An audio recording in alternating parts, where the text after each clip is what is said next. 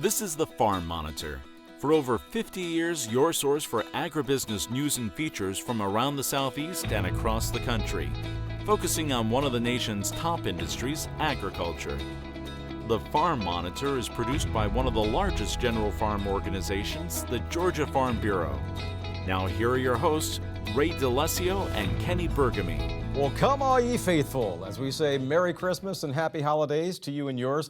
So glad you could be with us for a very special Farm Monitor. That's right. It is our Reporter Favorites edition. The stories we here at the show enjoyed most in 2022. Case in point, John Holcomb's favorite. Like humans, footwear for horses is critical to ensure good health and proper alignment. That's where farriers come into play. However, this particular farrier is known for his specialty. Also on the show, a trip to Clinch County for a conversation with logger Greg Mullis. His perspective on the industry he's been involved with his entire life. Plus, maybe one of my favorite stories ever here on the show, really more for the experience itself as we ventured to Cuba. Reporter Favorites of 2022 starts right now on the Farm Monitor. Well, no doubt the foundation of any horse is their hooves. And for equestrians everywhere, to have that foundation, you need a good farrier, which is why a person like Morgan County's Tommy Bedley is so vital to the equine industry. But as John Holcomb learned while filming his favorite story this year, there is more to it than just the shoes. For both the horses and Tommy, it's also therapeutic. 22 years ago now, I have a friend of a friend who knew of a farrier looking for a helper, and it's something that I've been kind of wanting to get into all through childhood, and it just worked out. I went to work for him a couple days a week, and it slowly turned into a 5-year apprenticeship, and the rest is history. As a young farrier trying to get business, obviously I was shoeing just like a wide variety of different disciplines, types of horses. At some point, you kind of need to decide which direction you want to go to. And I always knew, like, therapeutic side, working on horses that were injured and trying to fix them and get them going is kind of really what I wanted to be. The interest of working on the therapeutic side, if you'd say, came when I was younger, going to some of, like, the American Quarter Horse Congress in Ohio and watching the older guys that are retired now, some have passed away, watching them work, like, it was amazing, and I knew, like, I wanted to be that guy one day.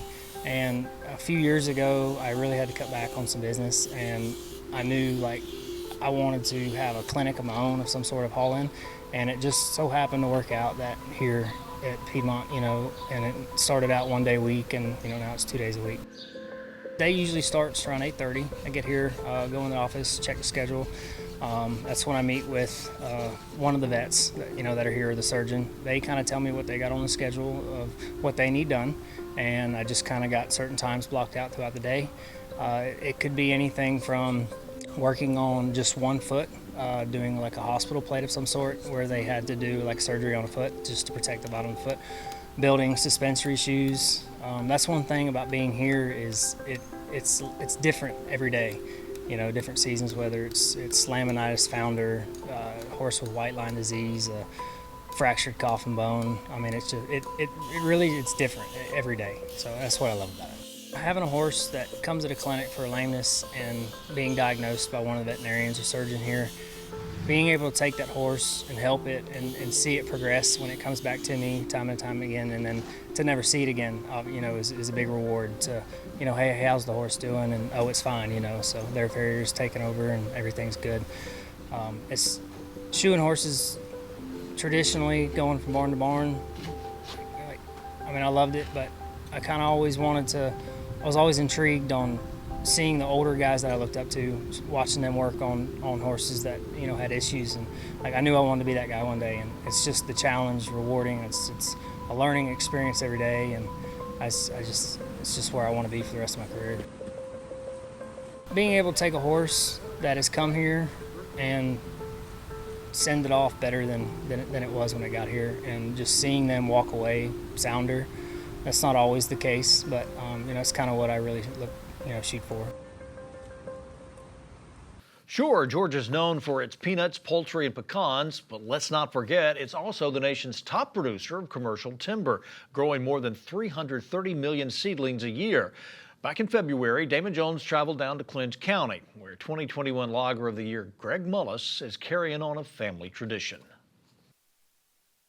No matter the season, this will be a common sight in southeast Georgia, as loggers are always hard at work harvesting timber that will be used throughout the entire country. It's a career path 2021 Logger of the Year Greg Mullis was destined to follow. Well, I'm very proud. You know, my grandpa was in this, my daddy, me, my son works with me.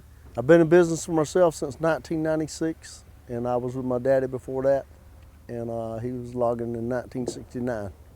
So pretty much all my life has been part of, you know, the timber business. During that time, he's seen a number of things evolve from the equipment to the product itself, and it's adapting to those changes that he finds most challenging. Probably keeping up with the changes.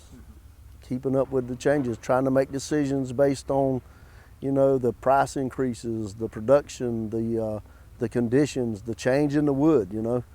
The wood is certainly more plantation wood, not natural timber. Just probably trying to, you know, ensure that you make the right decisions going forward. Cost is cost. The personnel, the employees, everything's different. You know, the volume, the production, the equipment. Speaking of change, numerous industries have been affected by the ongoing pandemic, and timber is no exception with some of the work disruption. However, it has been minimal for Mullis, and the rising cost of lumber has been a benefit. For lack of better terms, we've had a raise, and our area has done pretty well in the lumber. You know, for the most part, we've been fully functional. You know, we've had some downtime, or we've had some employees with the COVID. I've had it, so. You know, but luckily nobody's been very, you know, affected by it.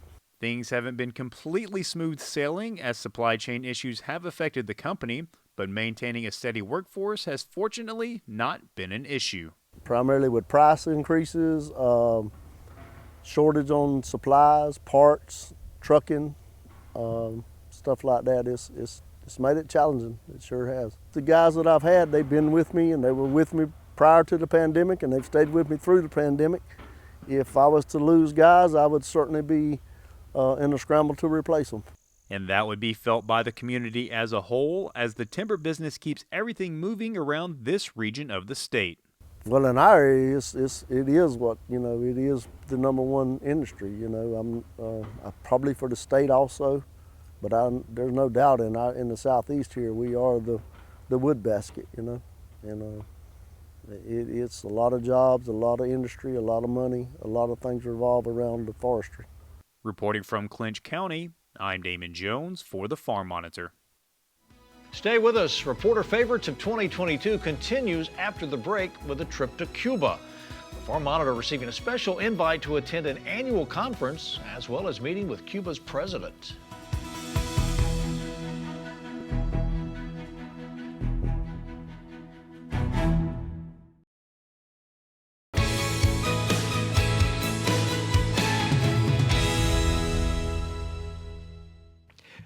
'22 marked a milestone for the Farm Monitor. In April, Ray, myself, and John Holcomb traveled to Havana for the 3rd annual U.S.-Cuba Agricultural Business Conference.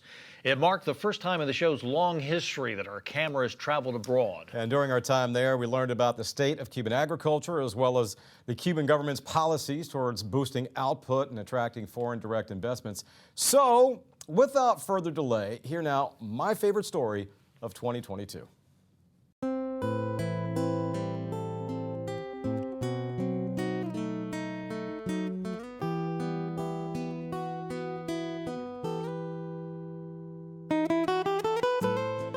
Cuba, aka the Republic of Cuba. A country that for well over a century has endured its share of challenges. Hurricanes, political unrest, and of course, a global pandemic. All of it in some form, some way, resulting in the country being shut off from the rest of the world, isolated if you will. And one of the sectors hit the hardest, agriculture. Our productions have been affected because we haven't had the availability of the raw materials to work logramos procesar. Well, we have also lack of inputs as the containers to be able to fill and pack all the products that we produce here. I mean, honestly, it's like taking a step back in time and seeing the way that they farm down here and the resources they have access to, and we just, we're so blessed in our country and our farmers. I know we have a tough time producing, but we've got state-of-the-art technology. Our research and education programs in the United States are amazing, and it helps propel our farmers to a completely different level than what we've seen down here.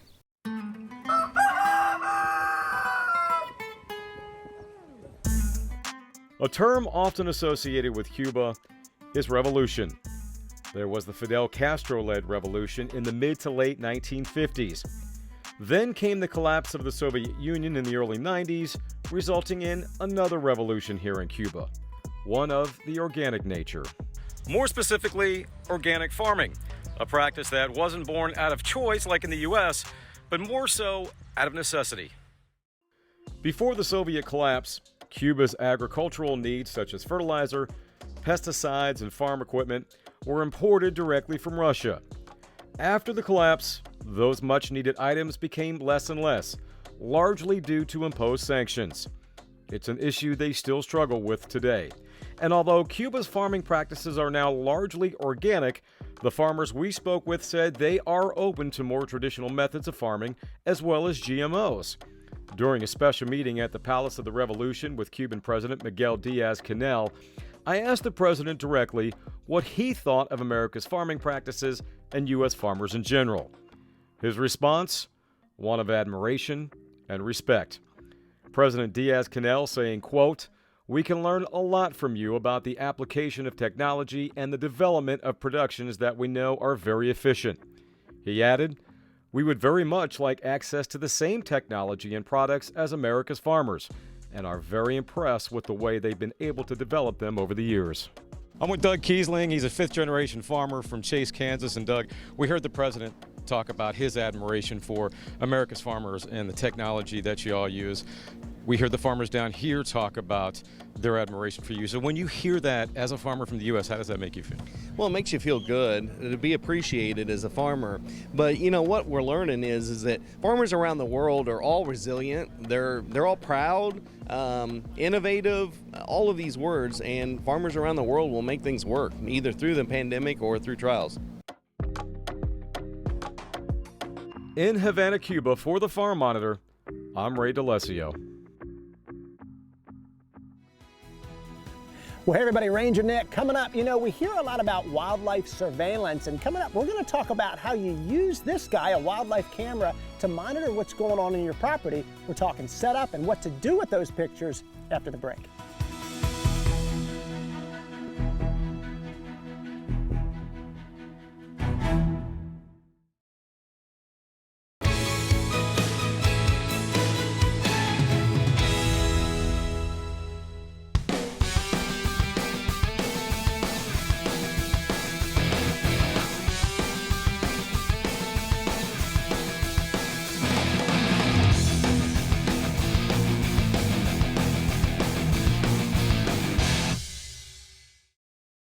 Well, how about that beautiful shot? Looking down on the Whitehall Forest, part of the UGA's Warnell School of Forestry and Natural Resources. And this month, we're talking about wildlife surveillance. I've been called a lot of things in my life, but I've never been called a wildlife detective until now. I've got some great tips for you this month if you're interested in putting a wildlife camera out on your property. This is a Browning Strike Force camera, and not to sound like a commercial for Browning, but I will say the Browning Strike Force is a great brand to consider. I want to walk you through what to do with this thing because some of these things that are online about them don't tell you the things that I've learned from experience. First of which is setting this guy up. Let's talk about when you get it out of the box, what do you do with this thing? You want to go ahead and open this little door up on this guy, and you'll notice that it does require batteries that aren't part of it. And the batteries go underneath of this guy as you open this guy up and pull the batteries out. You want to put fresh batteries in it. These could last, well, sometimes a week, sometimes a month. Depends on what you do in your setup. I'm going to put those batteries in and remind you that also these do not come with an SD card. So don't forget, add that to your shopping list. Get an SD card which is the memory card that holds all your pictures. This is a 16 gigabyte. I'm going to recommend a 32 gigabyte if you want to do video with your camera. I'm going to put this guy into the camera here, just like so, and get ourselves ready to set this thing up. When you turn it on, here are some things to think about. First, set your date and your time. That's going to tell you, once you start getting those pictures, what time of the night or day are the animals or people that you're seeing walking in front of this camera. Get the date and the time correct. Moon phase will automatically be set, which is pretty neat if you're interested in white-tailed deer and seeing where they're going. That's another important thing. The other thing to think about with this guy as you're setting it up is, when you put your SD card in, make sure that you format it. All that means is delete what's on it already. That's called formatting. If you don't, it won't let you take any pictures. The other thing I want you to remember is how many pictures it takes in each burst. You can set your camera to 30-second intervals for pictures, and I'd encourage you to do that. They don't tell you that in the user manual, and what the default is it ends up taking a lot of pictures every, say, 10 seconds. Put your camera out in the woods, and within an hour or two, your SD card is full. You don't want that. Once you go through those things, you close this guy up, you're ready to put it out in the woods and get some photos of some wildlife. And I want to tell you next about what you do with that camera, putting it on a tree or on a fence post, and then what do you do once you get those pictures. So let's go there next. Well, it's so neat to think about the topic of this month's Ranger Nick segment and where it came from. You know, I was inspired by a fellow faculty member, Dr. James Johnson, in the Warnell School of Forestry and Natural Resources, who has a passion for using wildlife cameras to study wildlife activity. And I had him come into one of my classes very recently and share with my students some of these techniques, and I thought, Doc, I got to do a Ranger Nick on this. And that's how we came up with this today. So once you've formatted your camera, where do you put this thing on your property? Well, we're down here along a creek right now. And a creek, or a beautiful pond that you may have seen on your screen, is a nice edge as well as a roadway. It's a great edge for predators to travel along and get food. And so I'm down along this creek. Over here I have set up our wildlife camera that we just finished formatting a little bit ago. And as I was putting this thing on this tree, I want you to notice something that you might not notice had I not told you, and I have learned the hard way. As I was putting this thing on this little tree, my battery pack on the bottom of this camera got loosened and nearly dropped out. Now, if I didn't notice and I set my camera up and walked away, nothing would get photos at all. That'd be a problem, and that'd leave you upset when you came to check your camera. So I'm going to check my battery pack, put that in there. I'm going to go ahead and make sure that my camera is turned on, but before I do, notice this little stick that's on top of that camera. I've put that stick in a position to angle the lens of the camera down. I want to angle that camera slightly down, and 10 feet from the camera is a good distance. 10 feet is where your photos are going to be clearest. You don't want that critter super close, it'll be blurry. And in order to see the direction of the lens, the eye of the lens, I'll often get a little paint stir stick and just kind of check to see the direction where that lens is going, and it looks about right. 10 feet from here, before I go ahead and turn this thing on and start capturing, 10 feet from here is a little sand pit that we created with my students this week. And this is actually not only playground sand, but also has some mineral spirits mixed into it. It makes the sand nice and able to be patted and leaves a print.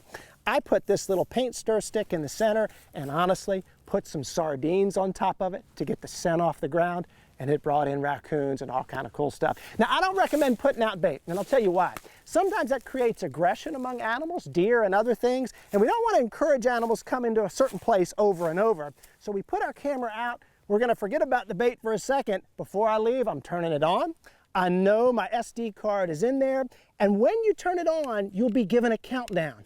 You got 30 seconds to get out of there before it starts taking a picture. So let's get out of here. Let's hope for the best with our camera. And let's go talk about what do you do when you get some good shots? What kind of decisions can you make? We'll go there next.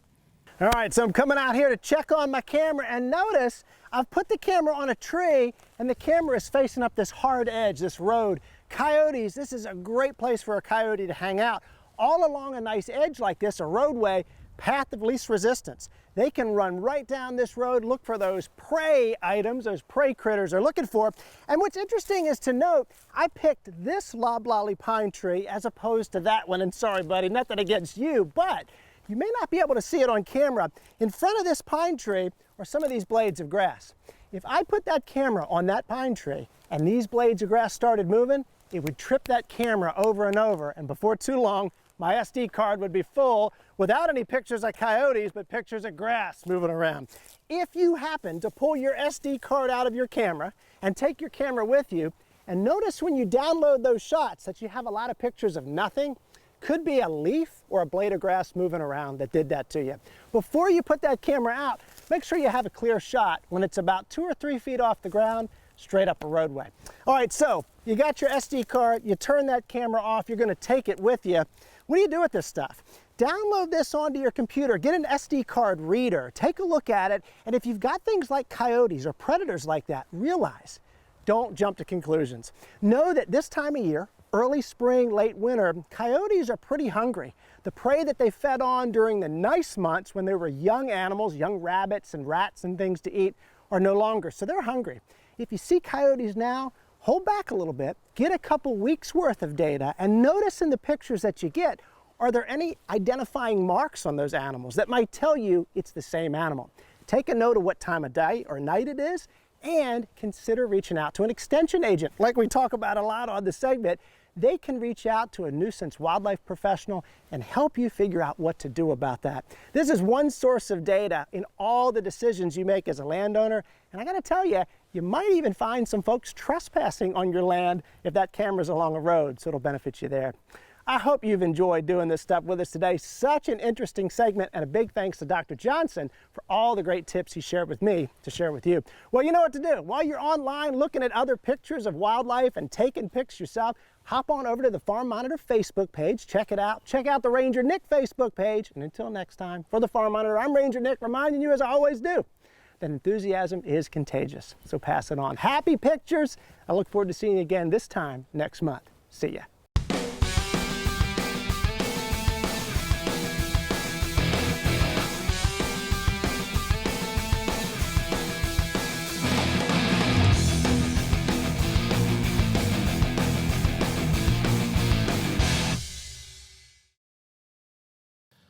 Well, we have saved the best for last. Not to disappoint anyone, but sorry to say Kenny and I are not perfect. Yeah, especially when we tape this show. But as you're about to see, we have a lot of fun doing it. Right here, just some of our favorite bloopers from the past year. In other ag news, Jory Dare. 3, 2, 1. In other. Dicing, slicing, and mashing apples to use for a byproduct of what got him into play. What's that? Here we go. And to be named the grand prize winner, well, that could be a life-changing for. Ooh! Ooh! Ooh! 3, 2, and 1.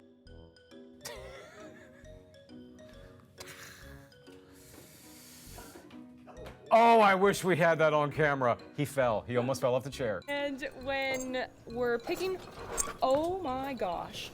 Hold on a second, boss. The whole thing just, you okay? I was like, just don't fall. That's great. By having ACCM, Georgia dairy producers can keep 10 cents of that check off at the state level. Again, ballots must be returned by March 30th.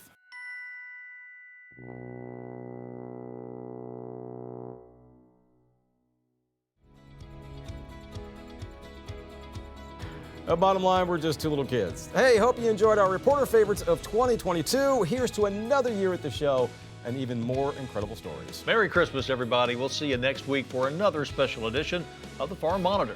See you then.